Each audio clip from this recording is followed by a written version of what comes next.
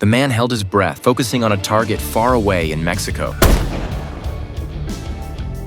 A single shot to the head, quick and decisive. The one completing this cross-border assassination with precision was Castor. He had once been a retired Marine, but one day a gang of intruders broke into his home, brutally killing his wife and child. From that moment on, Castor became cold and ruthless. His stance toward enemies was always guilty until proven innocent. After wiping out all the gang members involved, he faked his own death, disappeared, and went into hiding at a construction site. To ease the grief for his family, he swung a sledgehammer every day to vent his pain. Day or night, when he wasn't eating or sleeping, he was swinging that hammer. Because there was no overtime pay, everyone thought he was a fool. The foreman constantly mocked him, kicking Castor's lunchbox across the site and crushing his meal. Castor endured all of it. Without lunch, he would sit alone on the rooftop and nibble at nothing. The new coworker, Holly, was kind and shared half of his sandwich with him. Little did he know, this small act of kindness would later save his life. The foreman, a gambling addict with massive debts, plotted with his accomplices to rob a target. By coincidence, Castor was sitting nearby having tea. The two immediately surrounded him. The foreman assumed he had been eavesdropping and threatened that he could make Castor quiet forever at any moment. But Castor ignored these petty threats, calmly stood up and walked away with a look of contempt in his eyes.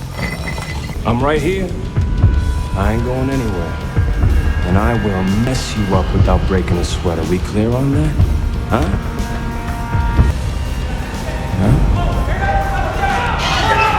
Suddenly, a scream rang out. A worker had his arm crushed while working, and that worker happened to be part of the robbery crew. Left with no choice, the foreman had the new guy, Holly, step in. To avoid leaking information, they didn't reveal the real target. Eager to prove himself, Holly agreed without hesitation. It wasn't until they overpowered the guard and entered the building that Holly realized the robbery was targeting the local notorious mafia-run casino. The casino had strict rules, no weapons allowed inside. The crew quickly took control, leaving all the powerful figures present helpless. Things were going relatively smoothly until the money handler, Rookie Holly, got nervous. Inexperienced and shaking, he fumbled while stuffing cash into the bag. Just as he finally filled it, he dropped the bills. While bending down to pick them up, he accidentally exposed his driver's license.